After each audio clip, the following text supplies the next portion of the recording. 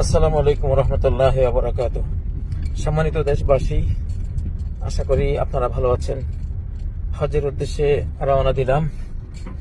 আপনাদেরকে, বাংলাদেশকে আল্লাহর কাছে আমানত রাখলাম। আল্লাহ তাআলা রক্ষা করবেন ইনশাআল্লাহ।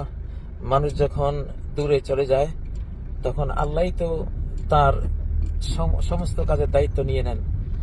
আর যারা হজের উদ্দেশ্যে যায় তারা আল্লাহর মেহমান, তাদের সকল কিছু আল্লাহ তাআলা দেখভাল করেন। তো বাংলাদেশের স্বাধীনতা, সার্বভৌমত্ব, অখণ্ডতা, বাংলাদেশের নিরাপত্তা, সমৃদ্ধি সবকিছু আল্লাহর কাছে আমানত রেখে গেলাম। বাইতুল্লাহ সে অঙ্গনে, পবিত্র অঙ্গনে ইনশাআল্লাহ আপনাদের জন্য দোয়া করব, দেশের জন্য দোয়া করব। আমরা আপনাদের সাথেই থাকবো ইনশাআল্লাহ, আল্লাহকে সাথে নিয়ে, সর্বশক্তিমান আল্লাহকে দিয়ে ইনশাআল্লাহ আপনাদের যা যা লাগে আমরা বাইতুল্লাহ বসে ইনশাআল্লাহ সম্পন্ন করব। কেউ যাতে মনে না করে যে আমরা বাংলাদেশে নেই।